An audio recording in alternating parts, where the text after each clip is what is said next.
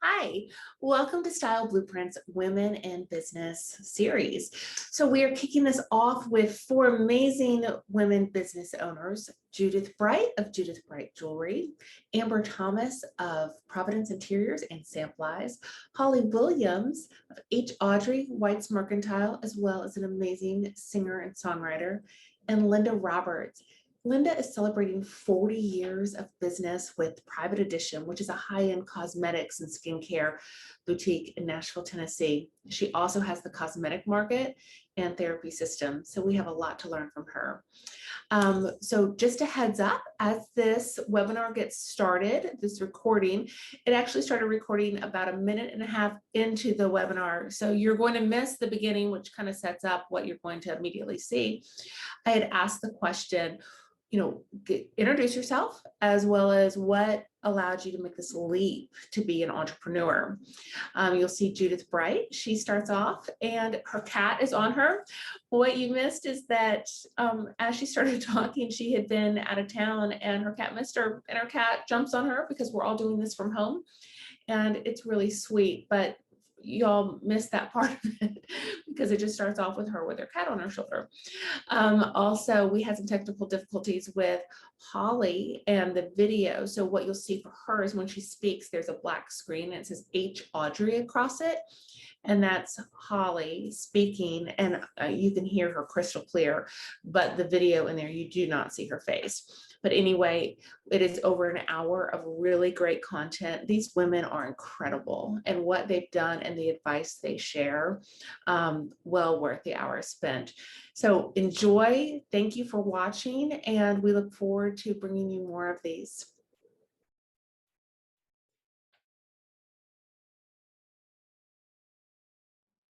Remember, my earliest memories were just focused on jewelry. Love jewelry, obsessed with jewelry. It's always been my passion, and I never really knew how I could get there and make a career out of it back then. So it took that long for me to just take the leap.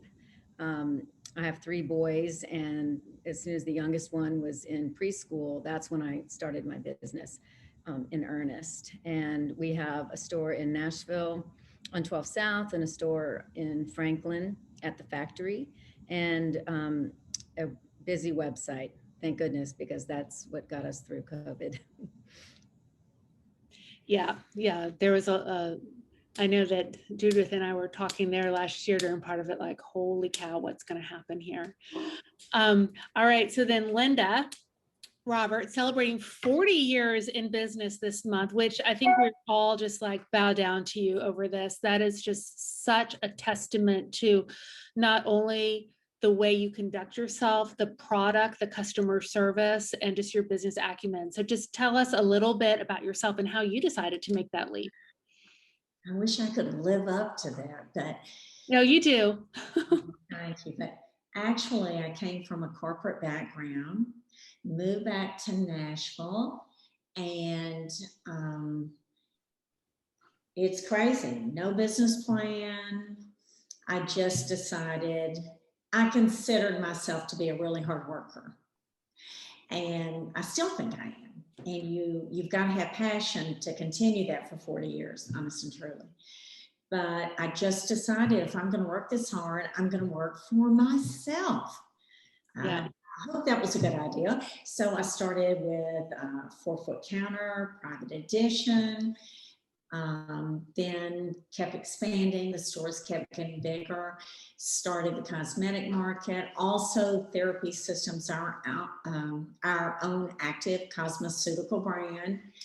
And just, I have 3 kids and a great husband, great friends. I cannot tell you how it got so out of control. But when I look at my business, and I think about Holly too, we've got 4 locations in Nashville. We have a location in Chattanooga. I've got 3 websites. I've got a active cosmeceutical brand. Sometimes don't you wonder, Holly, how it got so out of control, but in a good way. So that's my story, and I'm sticking to it.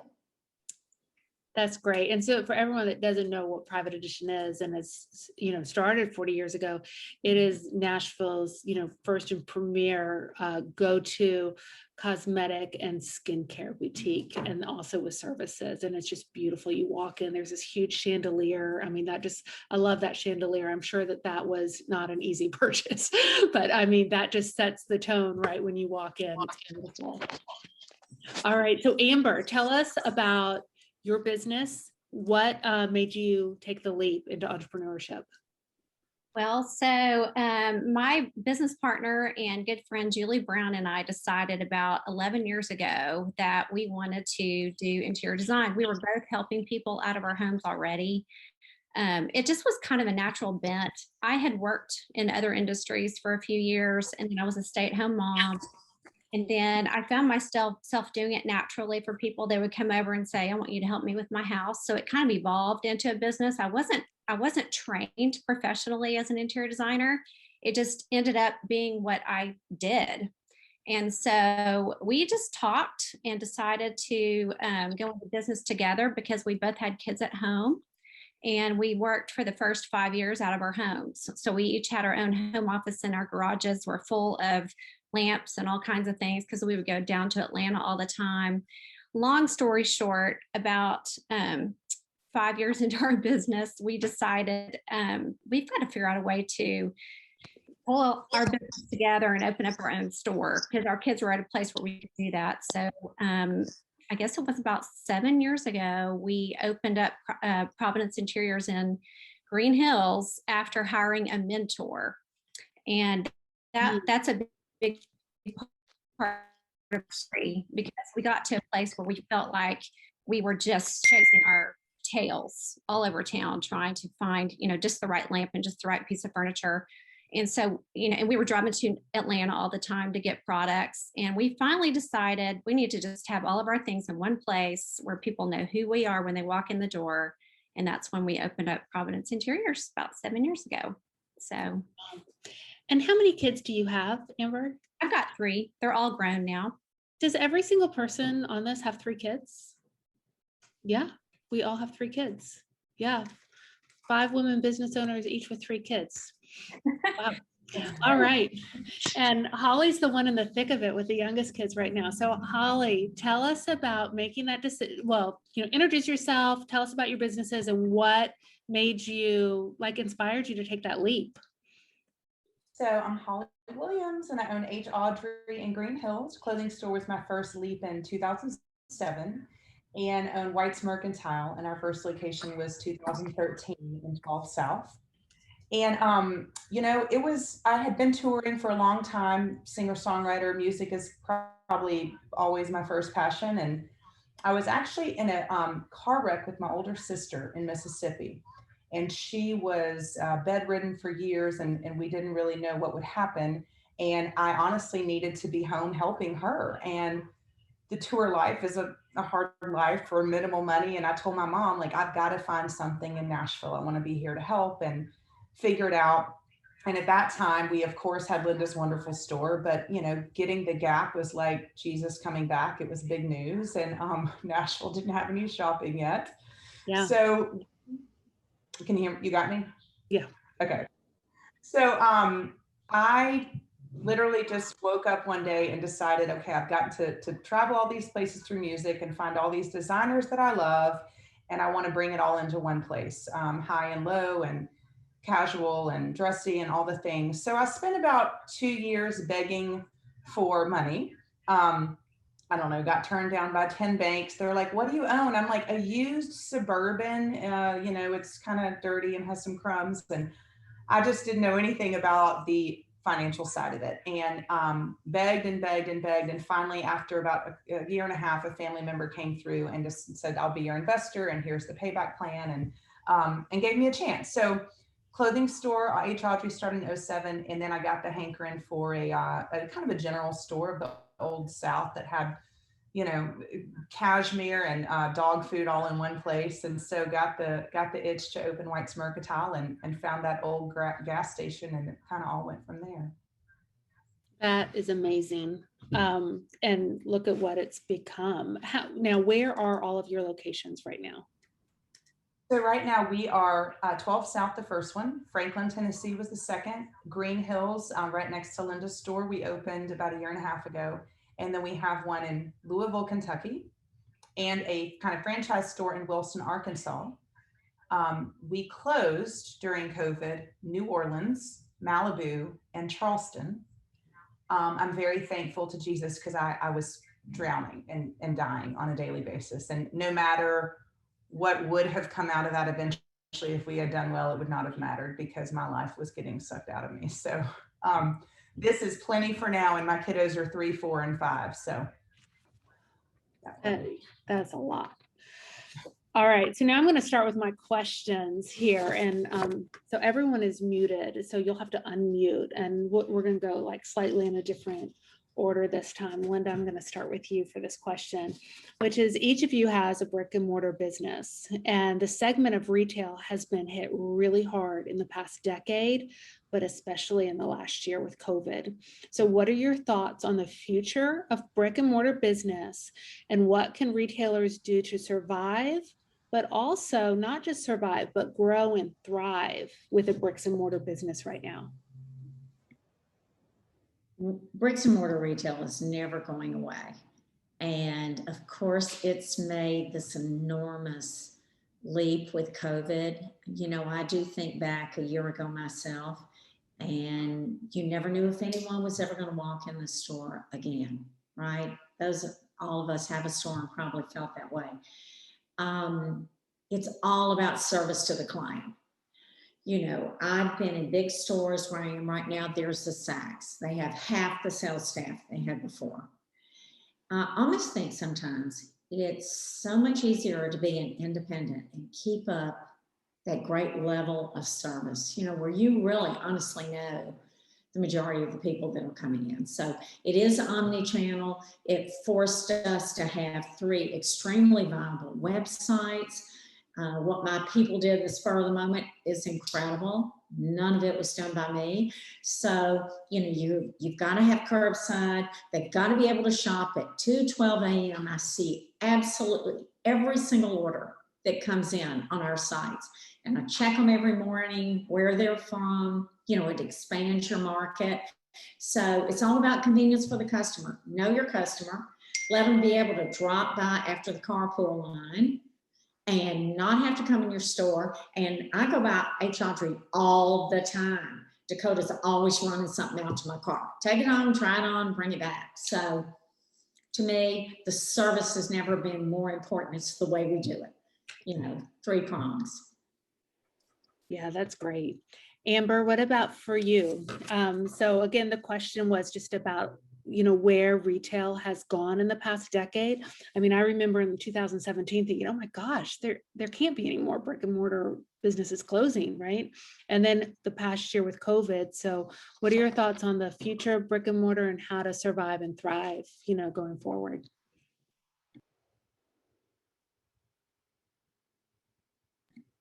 You need to unmute. Okay.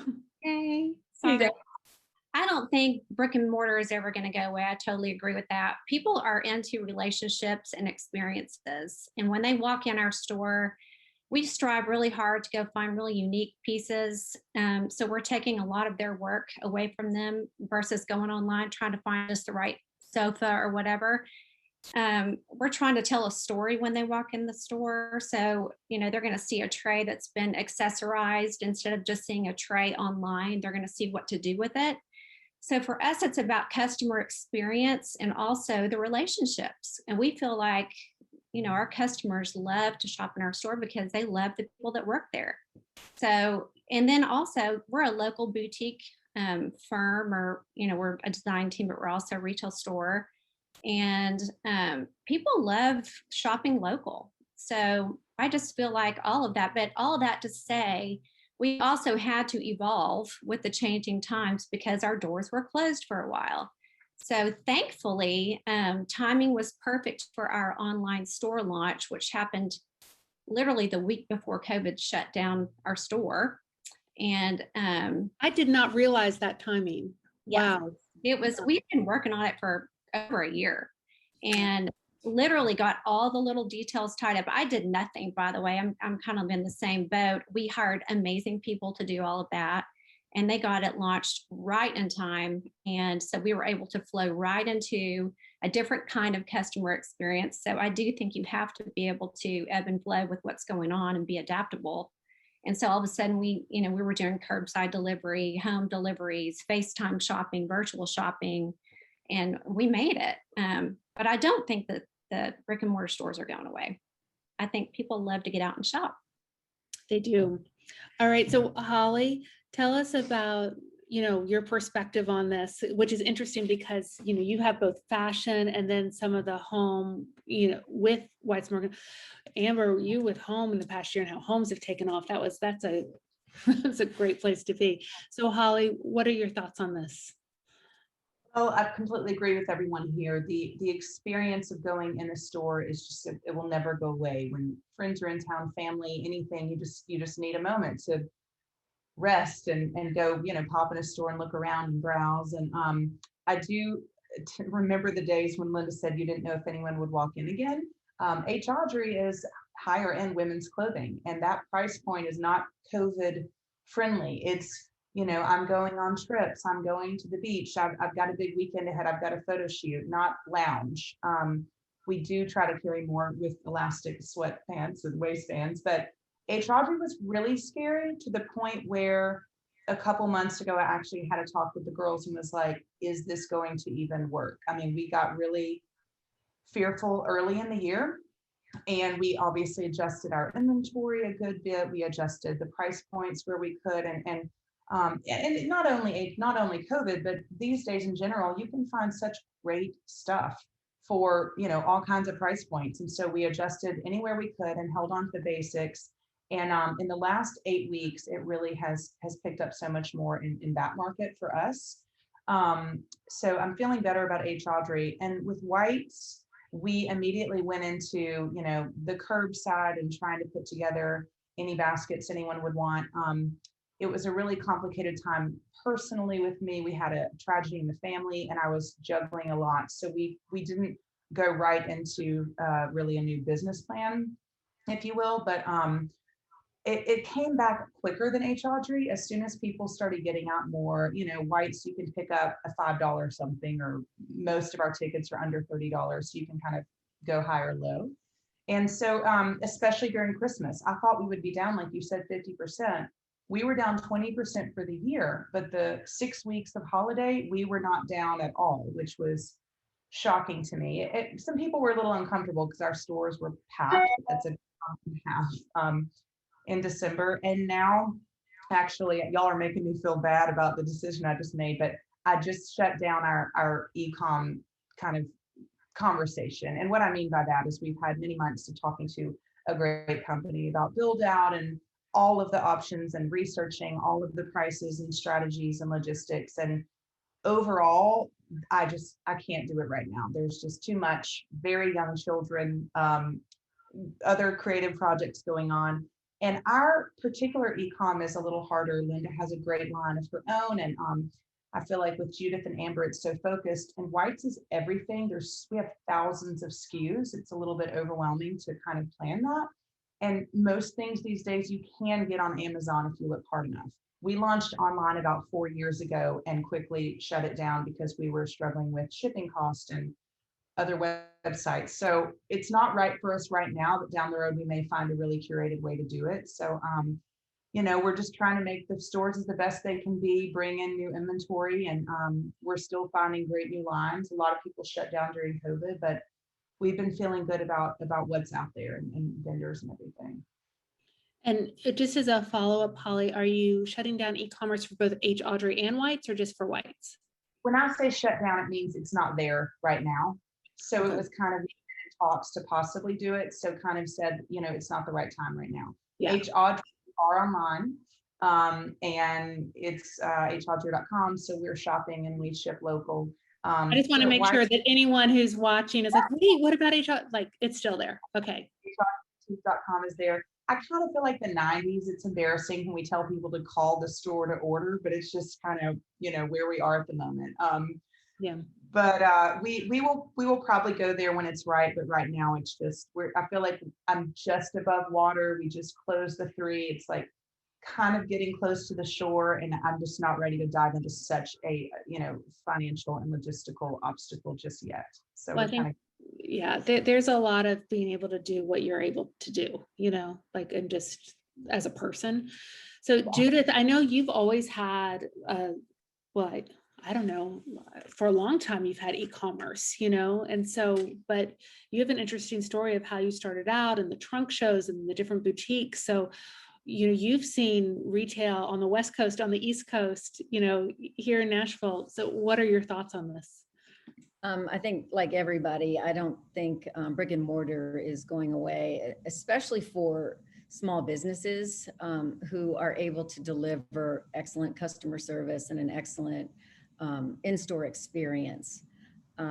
Because yeah, you can order anything online, but you can't always get that great experience touching for us, the gemstones, and looking around, trying things on, and getting suggestions from our wonderful salespeople. So it's not going away, especially if you are meeting people where they are. I feel like last year was like, meet them where they are in any way you can, and being flexible, like, Amber was talking about, is just so important for us. Luckily, we did have our website was ready to go, but we made accommodations for, again, curbside pickup. We amped up our chat big time. And we also FaceTime people, the same thing everybody else was doing, just any way we could meet them, we tried. And, luckily for us, our price point is very reasonable. So we were able to survive last year because people needed to give presents. And what was so touching last year was reading the notes, because we always have personalized notes. We handwrite them for people. The notes were just so incredibly heartwarming. They really, really were. People just giving each other pick-me-ups. So that was really a surprise, and not really a surprise, but it was the silver lining in a way. But and what Holly was saying about all the SKUs, and sister, I hear you, and I'm probably not doing a very good job keeping track of all of that either. But I do think that there's a point in our small businesses when we're also very involved, where if it's not fun, if it's more pain than it is pleasure, you get to a place where you don't want to do it anymore. So you really have to practice a lot of self-care. That old adage, put your mask on before you can help your kid in the airplane. It's the same sort of thing. But I do believe that obviously we've seen the big brick and mortars fail.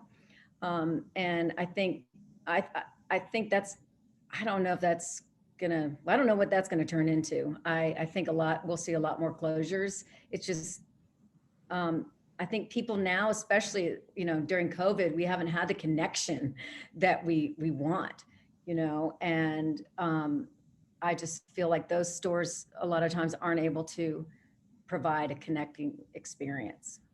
It's true. And I was listening to NPR the other day. That's like what I wake up to. That's my alarm clock. And I need to go back and listen to the story that was on, because I was, in and out of sleep. But it was talking about how everyone was like, yay, Zoom, virtual work. And now they're like, we don't like this, it's so, because people need human connection.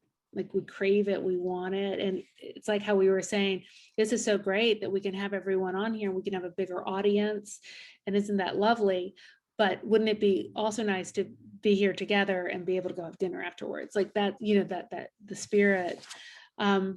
All right, so I want to start with Holly on this question, and this is going a little bit out of order from the questions that I had, but just because you all were talking about it, I want to talk about your internal culture of your company and how that affects your customer service, because all of y'all talked about relationships and how that relationship, within your business is what got you through last year and what you're expecting people to come into your store for. So with us, I mean, as some other ladies have said here, I've got such a great team. You know, I think that is the backbone to everything. My girls are warm, they are kind. You know, I think that, well, Keaton, who's the manager of White, she's been with me since 2013. Maddie at H. Audrey has been there for more than 5 years. And I always wanted a culture where the customers felt like, kind of like the way you fly when you're on Southwest versus American Airlines. Southwest gives you that warm hospitality kind of feeling every time you're on there. And you know, they're very talented. They're very passionate about the products. Very aware of the stories. We have so many great lines made here in Nashville, Tennessee. We don't do all made in the USA. It's all about what we love. We try to do really conscious buying and make sure that the companies are you know, respectable. But the teams really have a good culture within their work life and within their friendships. We've definitely had some challenges, as everyone has, and we've had to weed out certain people and certain things that definitely did not bring unity to our culture. But the managers all, I hope and think that they really love what they do, and they really love the product and love connecting. Handwritten notes are important. We don't do them for everyone. I wish we could, but we do them for as many as we can. And just making people feel the personal. You know, we want to give your dog a new treat. We know you've got a new puppy. Do you need something for your new baby's room? All of those things. And I also think there's an awareness in our culture of the importance of shopping local. I, for one, almost feel like I'm giving to charity when I shop local. Yes, stuff is more expensive sometimes, but I think most people know now, the consumer knows that's because the supply chain. Some of our lines are at Target. They're way cheaper at Target because they're buying 1,000 and we're buying 16 or 18. So overall, I think the team is what keeps us running. I actually left Nashville last summer and I'm currently living in Florida, and I just needed to be with my children more, and they weren't getting the best of me there because I constantly felt like I needed to be out and doing things for those. And so in a funny way though, I feel a lot more clear-headed outside of it, and my team has just been able to completely shine, and we're in constant contact. But just seeing the way that they've carried it without me there, which is very rare, is incredible. I'm there physically at Christmas and I'm there physically in and out of the year, but now most everything is Zoom and phone and emails, and they're amazing. So it's all about investing in the people and leaning on the side of generosity, and you know, hopefully you'll get the best of people. I love that. Linda, I want to ask you the same question, which was, you know, how does your internal culture affect your customer service? And I was talking with Linda about 1.5 years ago and found out, I mean, there is a large percentage of your staff that has worked for you for over 20 years and some for over 30 years. So just like, as I just want everyone to realize, like, when people work for you, they love working there and they stick around. So how does that dynamic work, and then how does that overflow onto your customer? Well, let me kind of put it in context for people now, all right, and what we've gone through. The people that work with me, they feel like they are a family. Private Edition in particular, you know, and the cosmetic markets. You know, we have a few more people that come and go, move, have a baby, whatever. But, you know, when COVID hit and the stores were closed, what the family, the employees are a family, what they did is incredible. And the same with corporate. And, you know, that comes across. I've had people that have worked for me. I mean, my God, Lynn Osgood's worked for me like 34, 35 years. I always say, sometimes I think she's worked there longer than I have, you know, but it's amazing because in 35 years or in 10 years or in 15 years, you know, I've stepped on a few toes, right? But when you work together and the passion is there and you really are a family, it's like any other family. Boy, when you need them, they shine. In COVID and what's going on right now, the customers, they were there for us. And what my staff did to, look, do you know right now, if you come in my store, we can't put makeup on you? I'm going to talk later maybe a little bit about flexibility.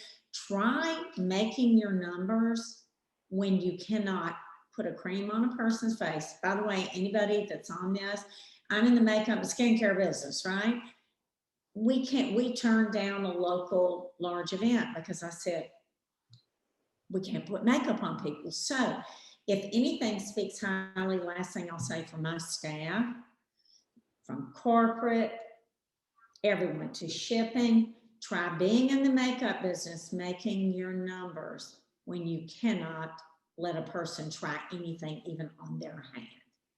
That says it all, doesn't it? Our customers have been there for us. It's been amazing.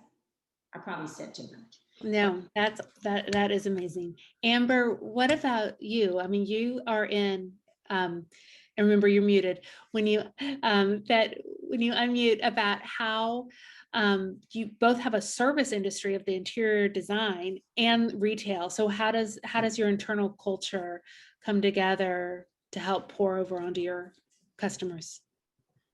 You know, I feel like we hire people who share our same values and our enthusiasm for what we do. And as a result, they tend to be really gifted at what they do.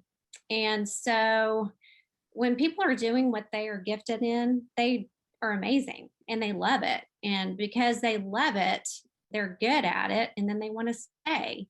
And we, you know, sometimes we'll hire people to do, you know, one thing, and then it turns into, wow, she's actually really good at doing store display. Or this girl, Marianne, that works for us, who we absolutely love on the retail side, she does all of the flowers outside the store.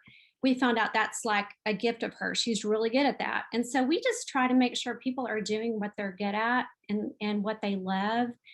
And as a result, they're satisfied. I feel like they grow personally and professionally working with us. And then we've got the same culture where our relationships are really strong. We love working together. I feel like they're my family. And so, you know, when you have those kinds of relationships, I feel like it just spills over into your customer service and they can pick up on it. So I don't know. I love our team. And I feel like for some reason we've drawn some amazing people. And I was talking to somebody about this yesterday. I feel like we hire people who are better than we are because it makes us look better. And then they do an amazing job.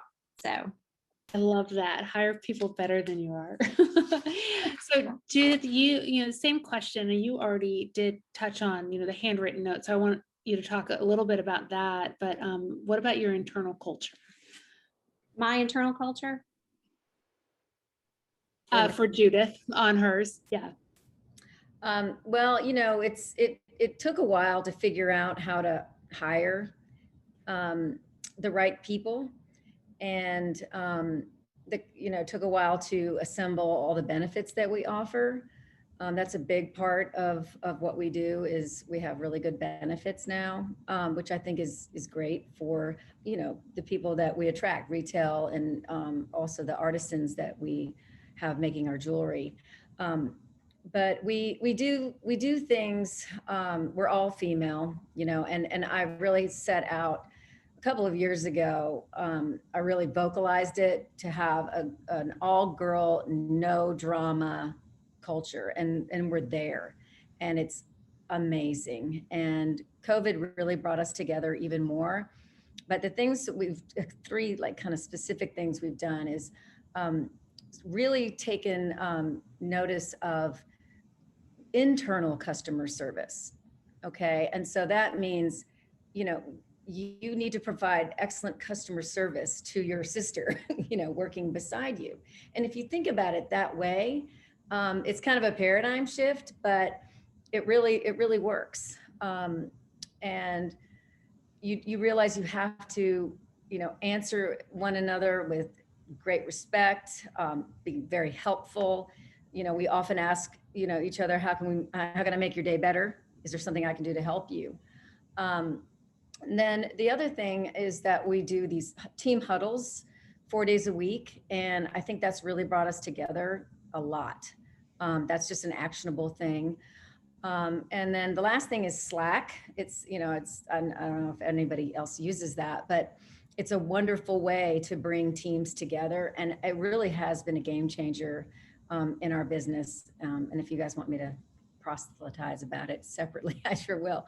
But it's a way to combine email, sending images, and texting. And I really think it has been incredible for our team. And they're just a bunch of wonderfully nice people. And I think everybody's got an incredible sense of humor. And I think that's the thread for us. We laugh all the time. So I love that, having a sense of humor. You know, I just want to, I mean, this is about you all, but I just want to also say that our team does huddles every day. And we started that in 2019 with some pushback, and then everyone loved it. And, you know, I often just feel so blessed about some of the things we had done prior to COVID that kept our team together.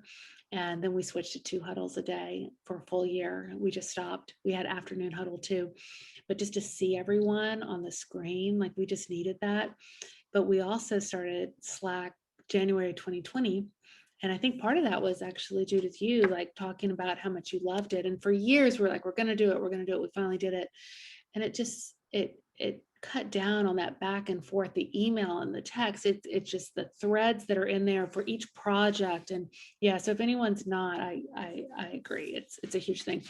Okay, we had a question come in that I just want to make sure that we get to before I go back to some of these other questions, but about cause marketing. So, you know, how do you support organizations that you're passionate about in your business? And, you know, like for us, we have these Be Kind, Do Good t-shirts, and we take 25% of the revenue, and we have 3 charities that we support. One's for suicide prevention, because that's something that has just hit our family really hard in the past decade. And then we also support the Leukemia Lymphoma Foundation. And my dad passed away from leukemia just over a year ago. So that's a near and dear one. And then also for women and children in abusive situations. So those are like the 3 things. And we're able to say, you know, this is what we do. And so the question that came in about is there a way that either you support your team doing something, or is there something that you all, you know, give back to? And then I'm going to go the opposite way. So Judith, I'm going to go straight back to you. Yeah, for us, we do a lot of giving percentages of items sold for breast cancer, and that's near and dear to my heart. My mom is suffering from breast cancer right now. And we also partnered with Love One International, and we give percentages of each, you know, piece of jewelry sold to their efforts. We give a lot to charity, lots of different ones that mean a lot to each one of us, you know, Humane Society, Warner Parks, I mean, just on and on. So we're not as focused, but it's, we focus on things that matter to us and local charities. All right, Amber, I'm going to go to you next. Okay. It's funny that you asked me this question, because when we first got started, Julie and I put our heads together and we were trying to figure out a way to make this business that we were doing have more value. And how could we give back? Because we felt like we were being blessed as we were opening our doors and we were having success with it. And we chose a nonprofit called Project Redesign. Have you ever heard of that? So it's an amazing thing here in Nashville. Yes. And we used to actually go and take products. She would have a big fundraiser every Christmas where people would come and shop. And then that became a little too labor intensive when we were literally, you know, right around the corner with the retail store. But we still, whenever, especially when we have sales, and we have a lot of other ones that we also will donate to when we have special events or sales. We'll have a percentage go to certain ones that mean, you know, different things to different people that work in our company. But I would say Project Redesign is probably the biggest one, because it fits right in with what we do. And a lot of times when we have sales, things that don't get purchased, we're like, what do we do with it? You know, even if you mark it down really low, some things don't move. And that just makes us feel better about the fact that we spent money on something, but yet it's going somewhere and someone else can be blessed by it. So give Project Redesign a quick shout out and tell everyone what they do. yes. So that what they do is they take any furniture, accessories, art, anything you have that's for home furnishings and accessories, and they go and support women that have gone through a program. A lot of times it's women who have been through, rehab, or they were on the street and they've come out of this program and they are finally getting on their feet, and they go and give them all of this furniture and actually go in and stage their house or their apartment or whatever it is that they're moving into to give them a fresh start. And they walk in and you wouldn't believe what they can do with these leftover goods. I mean, it's things that, somebody's trash is somebody else's treasure, but you look at their houses, it's amazing what they do. And they're so beautiful. It's like that show that we used to watch. What was it called? The Trading Home. Spaces? Yes. Well, no, the one where they would come home. Anyway, I can't think of the name of it. But while you were out, kind of a Oh, deal. yeah. They walk in and they've got this beautiful place, literally coming from the street, having nothing. And they've been given a gift of having a fresh start with things that we can't use. And so it's really cool. I love it. That is so great. So I think next, if I'm remembering correctly, it goes to Linda. So how are ways that you guys can support, organizations that, you really care about? Oh my goodness. Well, major one is Tennessee Breast Cancer. We have numerous people in our company. We're a female-based company that have had to experience and traverse through this, as well as family members. Corporately, we donate to St. Jude's. I'm all about children. I always say, as soon as you have a grandchild, it's all about kids. And then Mary Catherine Yiser Hudson handles our donations. You all can you imagine in 40 years how many donations, how many silent auctions?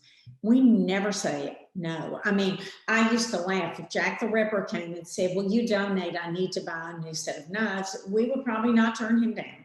But that is part of being involved in the company. How do you choose yes or no? And then normally we do for so many of the black tie charitable events. We've done the makeup backstage, so many different things. My people have donated time, we've donated money, and I think it's one of the joys of having, we're a small company, but with 5 stores, and our reach has really grown. That's something I'm really proud about. And I had to stop and think about it when y'all started talking. I love the one about the decorating, someone's trash is someone's treasure. That's a great idea. So, yeah. All right. So Holly, same question to you is, so again, how to give back when you're running a business. Yeah, well, I love what Linda said, because she's right. The donation requests are truly never ending, but it's a great way to get involved, not only to show people in our community that we care, but also for so many people who may be a little bit on the outskirts, or they may not know about the stores. So that's something that we always say yes to. But a couple that are near and dear to my heart, we're so lucky to have a large parking lot in front of 12 South. There's a company called Shower Up Ministries. You can find them on Instagram. This saint from heaven named Paul and his lovely wife started it. They work full time, and then they just had a passion and noticed that, everyone thinks of homelessness as they just need to get a job, but they don't have showers. They don't have access to be able to get clean to go on job interviews. So he started this amazing mobile shower unit serving Nashville's homeless. Anyone can go most Sundays and volunteer. I've gone. It's amazing. They bring food and people get showers, and it's not everyone that the stigma would kind of think of. There was a lovely gal who was 20 and born into a really struggling, hard situation, and she had just gotten a job at Puckett's, and she was walking every day from her tent, and she's like, "I don't have a jacket for the winter." You get to really hear very personal stories through Shower Up. So anyway, they come to our parking lot a good bit and do things from there. We also love Thistle Farms. Everyone knows them in Nashville, but if you don't, be sure to check them out online. My friend Becca Stevens started that. rescuing women out of the cycles of poverty and addiction. And we love all of their body products. Everything from them is just wonderful.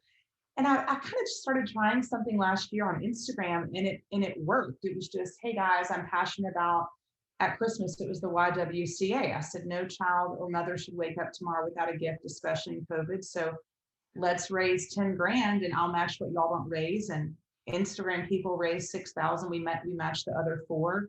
So we've been kind of doing these things. And sometimes I wonder if we should be the company that says, when you check out on the receipt, you know, we give back this percentage, but it sounds like the other ladies here also, you give big to the things you love. Sometimes you may wait a month. It's all kinds of different things for us, because I'm so passionate about many different places in Nashville that have such great give back. So, but locally, Thistle Farms, Able, Fashionable, known as Fashionable, they do incredible things for women and children, and Shower Up are kind of 3 that we're always involved with. Love all those. All right, I want to ask you all a question about just, you know, it's interesting just being a woman in society. It used to be that, you know, women were very pigeonholed, like, hey, this is who you are. You live in this box. You can't really be multifaceted. And obviously that's changed. And women were always multifaceted. It was just like, I think the way women were marketed that they weren't. But everyone on this panel, it's one of the reasons that I'm so excited to have all of you all here, are multifaceted, not only in your life, but also in your career. So you have multiple businesses, or you have had multiple businesses, or one business has led to a different opportunity because you're looking left and right. You're not always just staying in your lane, and which is lovely. So I just, we have a lot of women watching this and wondering how you see those opportunities. So I just want to just touch on that real quick. And Amber, I want to talk with you because I think you just counted your idea, and I know your son took this idea and went with it, but you also, you know, you were an interior designer that then started a business, that then started retail, that then came up with this great idea that I'll let you talk about. But, you know, it's your experience that allowed that to, you know, be seen. So I just, if you could start us off talking about this. Okay. I hope you guys can hear me okay. I feel like my internet's going out a little bit here and there. So, you know, everybody always wants to come up with an idea. And I think I was born from an entrepreneurial background. My dad was an entrepreneur, still is. He's hilarious. He's 88 years old, and he just told us about a new business idea he came up with yesterday. So that's kind of been in my blood, but you know, I never thought that I would end up owning my own design firm and opening up a store, which would then lead to a different business. And it just happened naturally. So I think for me, it was using my gifts and talents that naturally evolved into starting a design business, that then turned into opening up a retail store. And I know I'm kind of generalizing over all this, but from there, it turned into, you know, forming this new company called Sampleize. And what that is pre-painted peel and stick paint samples. And the whole reason that evolved and even came into being is because it was a problem in our design industry that was very frustrating to me, because I would spend hours on a Sunday afternoon, maybe painting 12 different colors on a sample board for clients that I can't really charge my time for that. It's just a service I needed to provide, but it would take up, you know, half my day and cost money out of my pocket. And so it turned into, you know, why can't I buy these? And this is an issue. Well, my son happened to be an entrepreneurship major at Belmont, and he was needing an idea for his senior project. And so we were talking through this at the beach, actually, the summer before his senior year. And he asked if I had a problem in my business. And I was like, yeah, I just spent an entire Sunday painting these sample boards. And so that led into, you know, I wish you could just go buy these. Why don't you go make that, Taylor? And he did. He loved the idea and spent, you know, months and really years working on it and getting it perfected. And I don't know what to say other than I think it is just filling a void. It's, solving a problem and just kind of being aware of what the needs might be around you. And just for everyone who's listening, so with Sample Eyes, that business started how many years ago? Was it 3? 4. 4 years ago.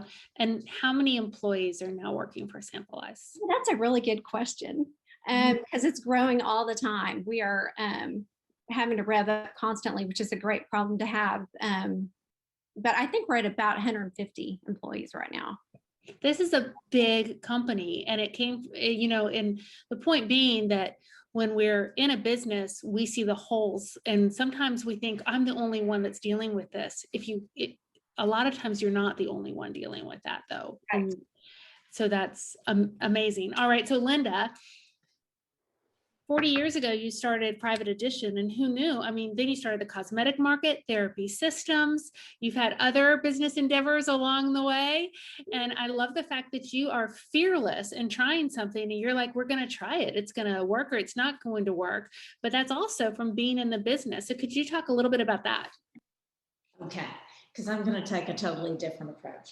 What I have found with entrepreneurs is we are never at a loss for ideas.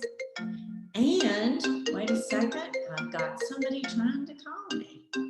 Believe it or not, it's my daughter-in-law. But normally I would dump y'all and answer that. It's about my grandchildren. But I think there's kind of a joke, and I think Lynn Osgood came up with this. She said, on my tombstone, it's going to say, please, dear Lord, no more new ideas. And you were, Amber, I love that, talking about your being 88 years old. I'm sure that that's probably going to happen to me. I'll be 88 and I'll be texting Lynn or, Lee or Mary Catherine saying, I've had a great idea. You know what I would say? Yeah, and I don't know if any of you agree with this, but I bet the people that have worked for me over 40 years would go, oh, I pray in the Monday morning corporate meeting, she does not have a new idea for a new business we need to start. They all kind of correlate and kind of, you could say, yeah, it goes with the cosmetic business. But honestly, I've seen this to be a problem with entrepreneurs forever. They have a lot of good ideas. I probably didn't even answer that question, did I? But I think it's interesting because there's good ideas, and then there's actually executing it, which Amber had her son that was like, no, I can execute that, which made you all a perfect match for that. But Linda, I mean, you opened up your own competition with the cosmetic market because we had people that wouldn't shop at the cosmetic market. They said, I cannot believe Rip Trammell has allowed another cosmetic business to open right down the hall from Private Edition. That's the truth. Ollie, that's true. And, that little story was, you're always competing with somebody, ladies, right? Always, they might call your vendors or whatever it might be. Competition's the name of the game. So I think I was doing something on TV. I was doing a TV thing, and it was like a 12 o'clock segment. And I went, there's got to be an easier way to make a living than this, or just, something else I was doing. And, so I said, if I'm going to compete with somebody, why not compete with myself? If they don't like how you're running one business, maybe they'll like you better at the next one. It's kind of a joke.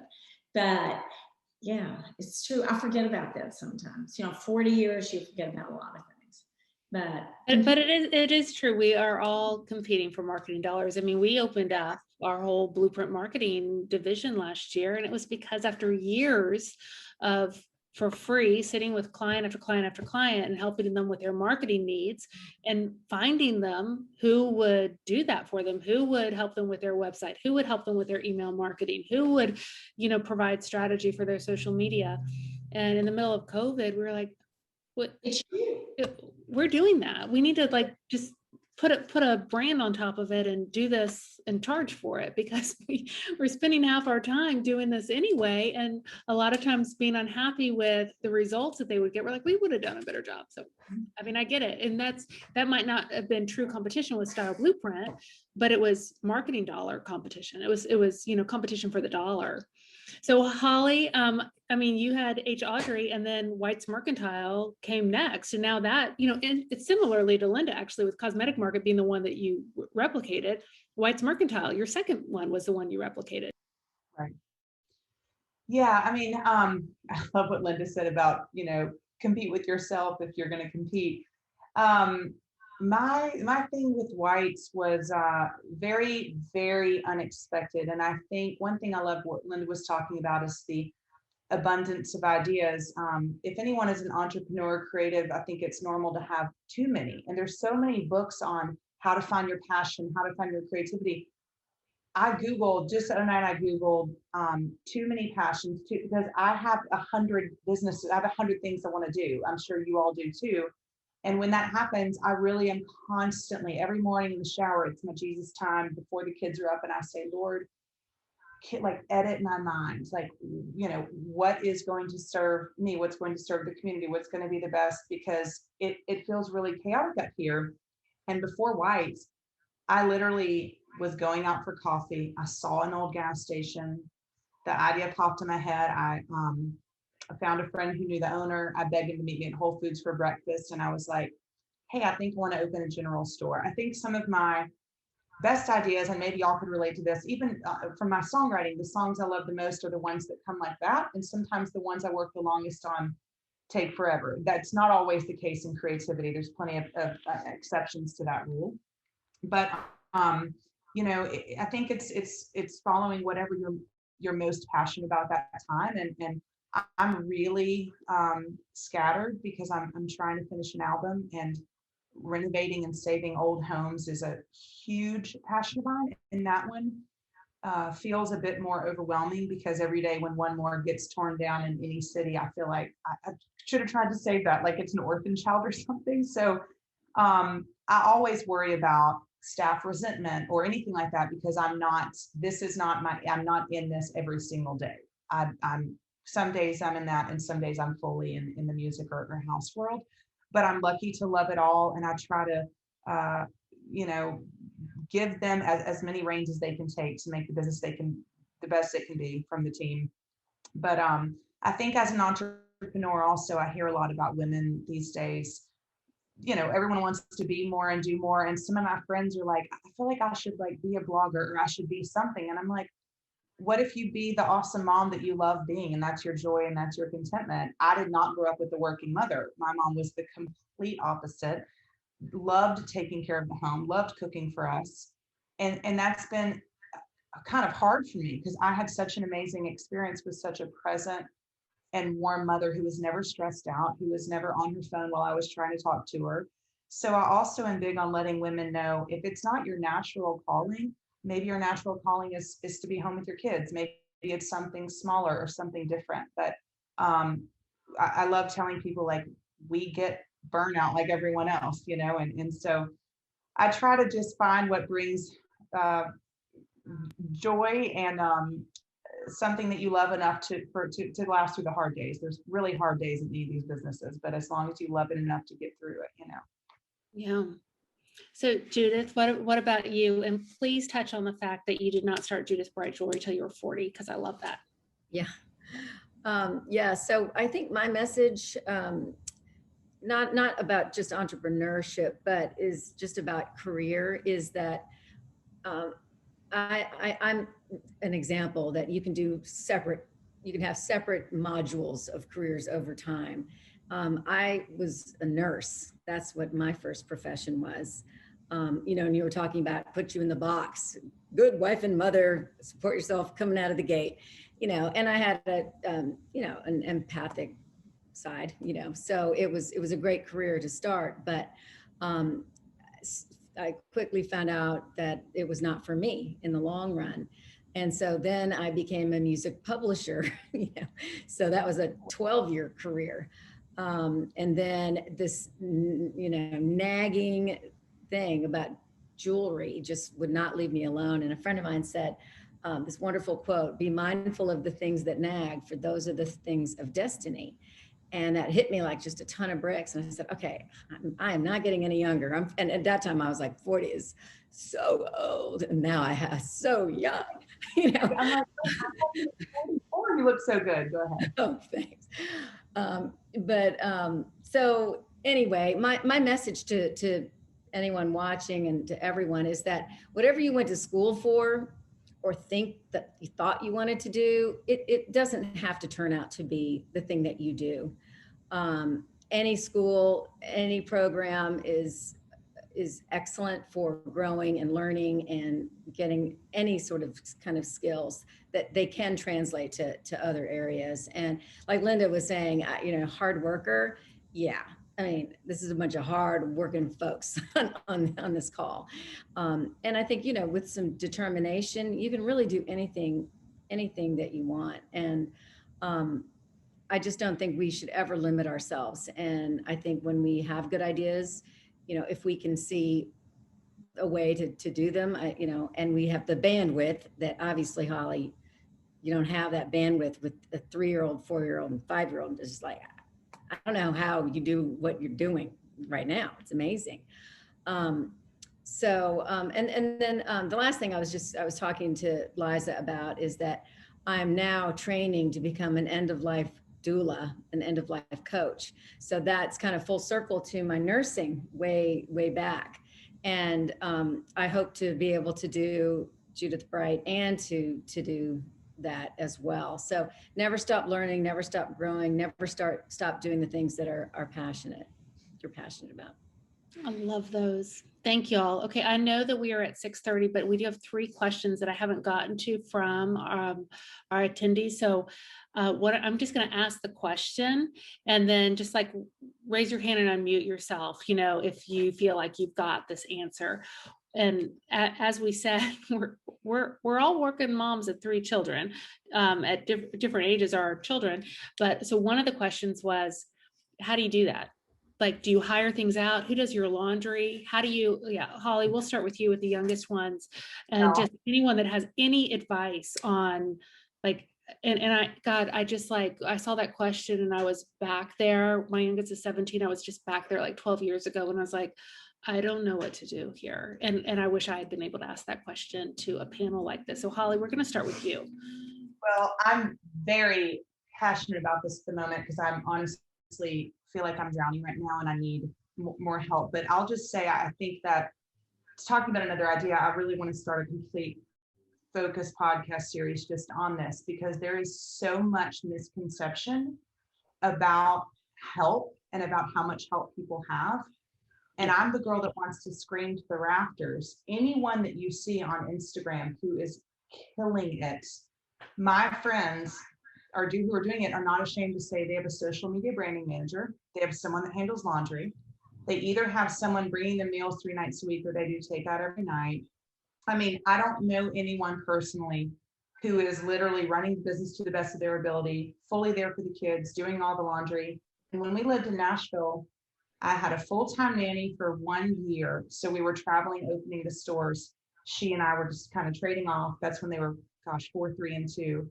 And then we had a lot of random 20 hours a week, maybe, of housekeeping and dishes. And since we moved here, I have really had plenty of days where I feel like I'm letting the business down because I don't have much help here. And I'm crying plenty. I'm just in a sea of Captain Crunch all over the floor. Like, I'm going to die. I didn't get anything done. And I really had to adapt this mindset. Instead of I didn't get anything done today, it's I fed 3 kids. I got them dressed. I bathed them. They're alive.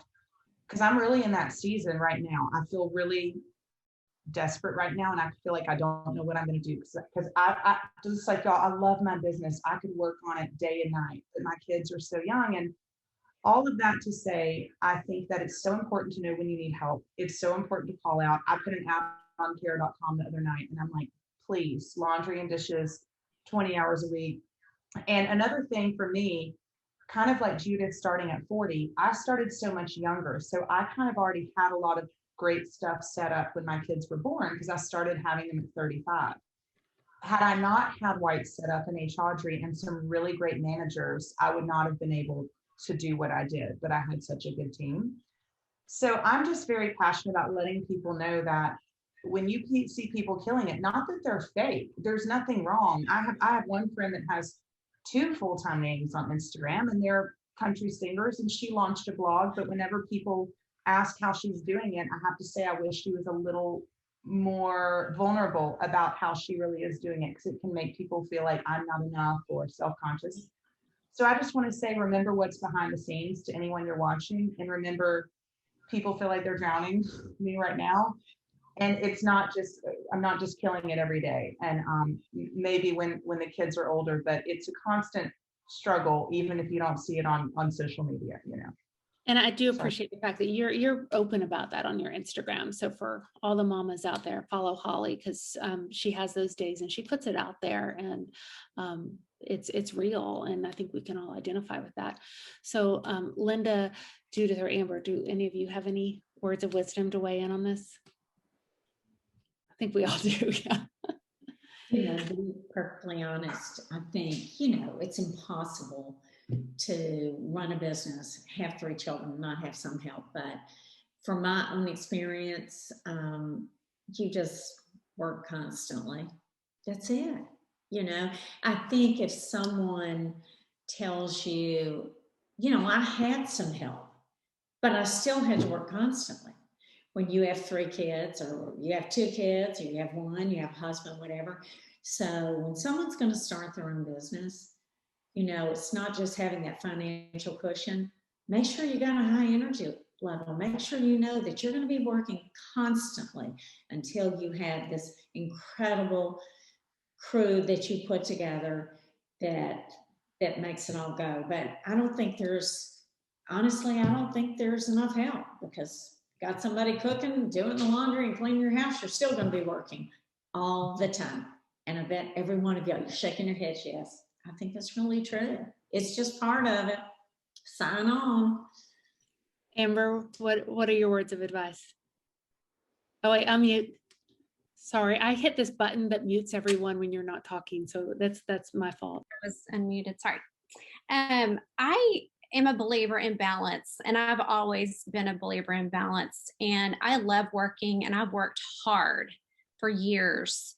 But I also am very blessed to have a business partner. And the reason we decided to go into business together is because we both she has got 3 that were young at the time. And I knew that I did not want to put them second or third in my life. I wanted them to stay at the top of my priorities. And so Julie and I have helped each other out over the years, and life is still happening. And matter of fact, you know, I've had to take a step back just the last few months because I've got some personal things going on.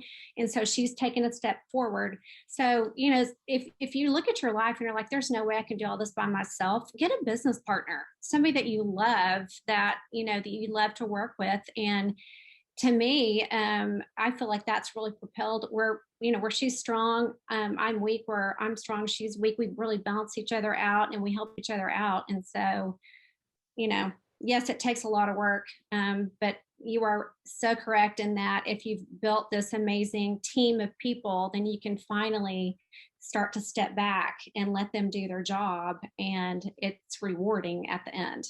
So. Judith, you have any words of wisdom on this one? Yeah, I think we just all have to stop feeling so guilty about every single thing. I think that's my message. Yeah, I was speaking at this thing like 10 years ago, and I had this whole presentation, and it was this big screen behind me. And I remember standing on the stage, and they were all out of order, like the gal who was in charge of it. And so I didn't know what to do because I couldn't speak about what was there. And I just got all tongue tied. And so I just gave up on it. And I started talking about how, you know, it doesn't matter if you're educated, college educated, which,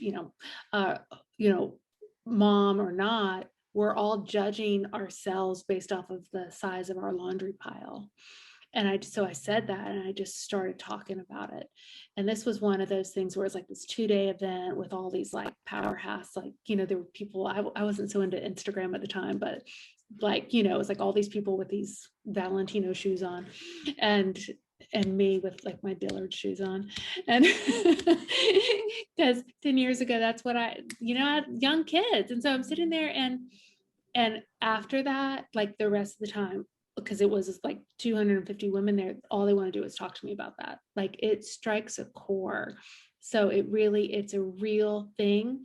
And I can tell you from being a working mom and a stay-at-home mom, there's so much guilt to be thrown around on either side. Either I am not showing my kids that they can work and be a mom, or I'm not giving them enough time, or, it was just, I'm constantly falling short of my own expectation for my kids, but I've raised great kids. So, then you think, well, you've done something right, All right, so here are 2 more questions, and then we're gonna let everyone go here. So let me find these. So what advice would you have for a young woman who is looking to move to Nashville and works in the retail industry and is looking for a job in inventory or planning? Like, how would that person find that niche of a job, do you think? Does anyone have a good answer for her?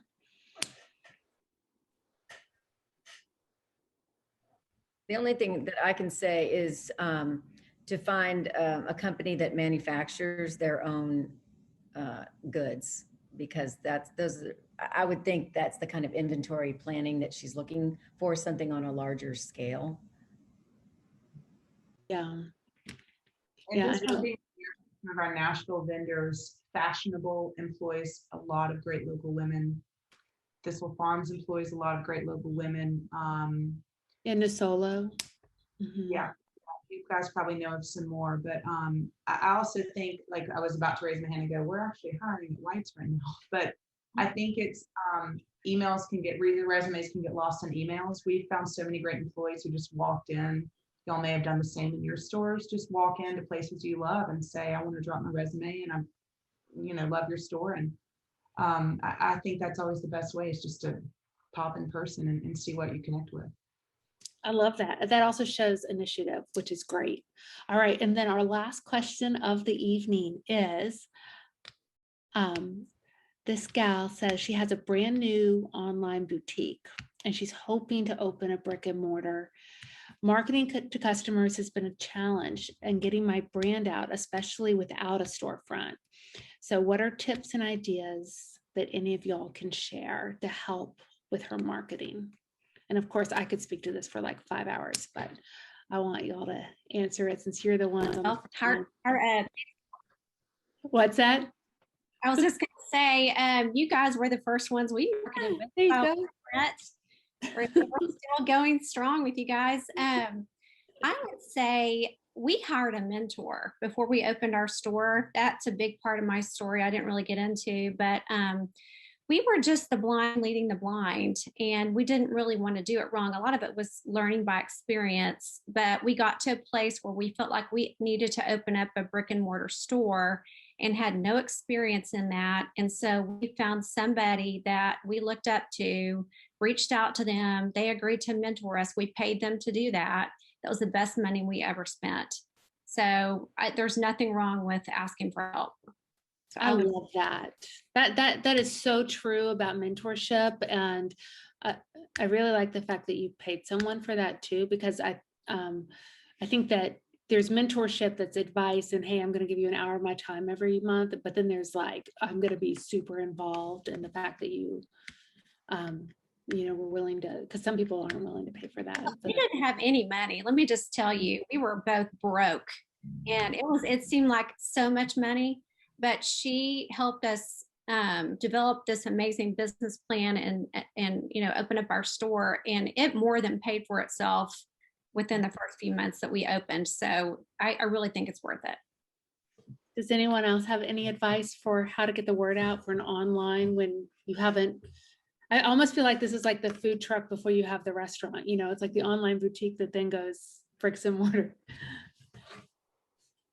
I mean, I'll just say, if it's okay, I'm so passionate about so many of the smaller towns in the South, when I was growing up in Nashville, Nashville was still a great place for dreamers and entrepreneurs. And there's a lot of challenges in the city right now because of how fast we've grown. It's wonderful for business, but it's hard for friends of mine who want to open a flower shop or open a bakery. So much is corporately owned. The rents are absolutely outrageous. I would say don't discount other towns. Don't discount the Thomasville, Georgias, the Fairhope, Alabamas, the Oxford, Mississippis. I could go on, but I really feel like there's a bit of a struggle right now in Nashville for anyone wanting to do brick and mortar, and that may shift, but you know, check your big cities, but don't forget about the small towns, which in the last year have seen such a massive resurgence. Even towns like Columbia, Tennessee, beautiful place for brick and mortar, great shopping, great community. So don't only set your eyes on one place, just make sure that you're open to other places also. Yeah. And you're right, like Columbia, and there's a lot of small towns around Nashville. I remember a friend of mine opened up a medical place. He has one in Nashville and one in a small town. And well, actually I know two friends that did this, and both of them said that their small town one is what supported their Nashville business for the first few years because they were flooded. They were like, I think that small town was going to throw us a parade for opening up there, you know? And then when Nashville took off, then Nashville helped, so went the other way, but it was the small town business that made the Nashville one survive. So that's good advice. All right, y'all. Thank you so much. Thank you for our attendees. Thank you for all this advice from our amazing women business owners. And I just think the world of y'all. And, you know, figure out when everyone's in Nashville, we're going to have drinks. And I just, I want to hear more about your stories, but you're amazing. I do want to say one quick thing about the mama out there. So this cute gal here, you see her picture, Kate. If I'm on gallery view, yeah, I am. So oh, you can't? Oh, I think, oh, you can't. Well, anyway, so I hired an EA a few months ago. And so my husband started working for our company in October. And one of the first things he did is he was like, why don't you have an EA? You're doing too much. Like, look at all the stuff you're doing at home. Look at all the stuff you're doing for your friends. Look at all the stuff you're doing for your extended family. Look at all the stuff you're doing here. Like, you're taking on too much. Like, he just like understood it all of a sudden why I was always drowning. And so Kate came on, and it was hard for me to be upfront with my team, but I was very clear. I was like, so Kate's going to come on and she's going to be our office manager, but you're also going to see her taking my animals to the vet. You're going to see her taking my car in when it needs to go in. You're going to see her maybe helping me with a dinner party. Like, that's her job. And I'm going to be okay with that. But I was too guilty about that for years. I was like, no, I can do it all. And when I finally gave into it, I mean, I lost like 5 pounds in 2 weeks, and it was just from stress, like going away. So I going back to what Holly said, you know, I think that we can do it all, you know, and it's okay to not do it all and just to do less things and do them better, but that's okay. I just have to say this because it made me laugh out loud when you said that. There are no words for my kitchen underneath me right now, no words. And my mother's here, and 30 minutes ago, I'm sprinting, where's my laptop charger, and tripping over cereal box. She's like, Holly, she literally goes, I cannot believe your children have to sleep in this tonight. I mean, you have got to get this together. You have got to find a house cleaner. I'm like, it's either finished emails or the dishes. So that makes me LOL, and yes, good for you. Nothing like moms and mother-in-laws to tell you about how it really is. Yeah. All right. Well, y'all, thank you so much. And we'll get this out. You know, we'll record it. I mean, we did record it, and we'll get it out on YouTube, and we'll get it out on the site. But everyone, thank you so much for coming. Thank you for reading Style Blueprint, and thank you for supporting all of our advertisers. Everyone here today is an advertiser of Style Blueprints, and I'm just so supportive of them because not only are they amazing, but they help pay my amazing team here and help us support all of the cities that we're in. So thank you all. And everyone have a great evening. Thank you, Liza. Congratulations, Linda. Hang Yes, in there. Holly. congratulations to Linda, 40 years again. Holy smokes. May we all be in your shoes. Thanks, ladies. Thank you. Bye, guys. Bye-bye.